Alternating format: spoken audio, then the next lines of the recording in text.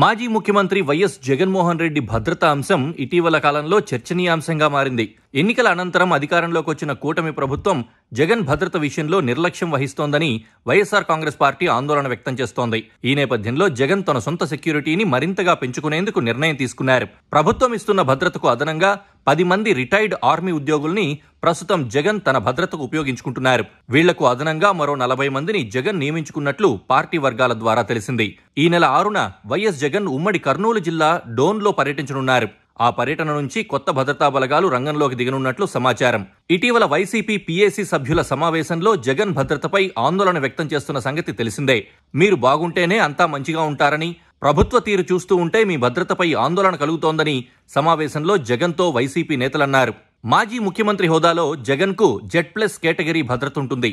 అయితే ఆయన పర్యటనలకు అవసరమైన స్థాయిలో పోలీసులు బందోబస్తు కల్పించడం లేదని వైసీపీ ఆరోపిస్తోంది. ఇటీవల జరిగిన కొన్ని పర్యటనల్లో వైఎస్ఆర్ కాంగ్రెస్ పార్టీ కార్యకర్తలే రోప్ పార్టీగా వ్యవహరించాల్సి వచ్చిందని పార్టీ నేతలు ఆరోపించారు.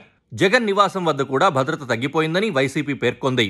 తనకు భద్రత తగ్గించారంటూ జగన్ స్వయంగా హైకోర్టులో పిటిషన్ దాఖలు చేశారు. కూటమి ప్రభుత్వం తన భద్రత విషయంలో నిర్లక్ష్యంగా వ్యవహరిస్తోందని, బుల్లెట్ ప్రూఫ్ వాహనంలో సమస్యలున్నాయని ఆయన కోర్టుకు తెలిపారు. అయితే ప్రభుత్వం మాత్రం జగన్కు తగినంత భద్రత కల్పిస్తున్నామని కోర్టుకు తెలియజేసింది. ఇంటెలిజెన్స్ నివేదిక ప్రకారం జగన్కు ఎలాంటి ముప్పు లేదని కూడా కోర్టుకు వెల్లడించింది. ఇటీవల వైఎస్ జగన్ క్షేత్రస్థాయి పర్యటనలు పెరిగాయి.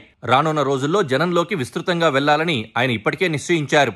మరోవైపు ప్రభుత్వం తూతూమంత్రంగా భద్రత కల్పిస్తోందన్న భావన వైసీపీలో ఉంది. జగన్ను జనం చుట్టుముడుతున్నా పోలీసులు కనీసం రక్షణ కల్పించే పరిస్థితిలో లేరు. ఈ నేపథ్యంలో భద్రత విషయమై ప్రభుత్వాన్ని అడుక్కోవడం కంటే సొంతంగా ఏర్పాటు చేసుకోవడమే మంచిదనే నిర్ణయానికి జగన్ వచ్చారు. అందుకే కొత్తగా మరో 40 మంది సుశిక్షితులైన రిటైర్డ్ ఆర్మీ ఉద్యోగుల్ని నియమించుకోనున్నారు. వీళ్లలో కొందరిని రోప్ పార్టీగా వాడుకోనున్నారు.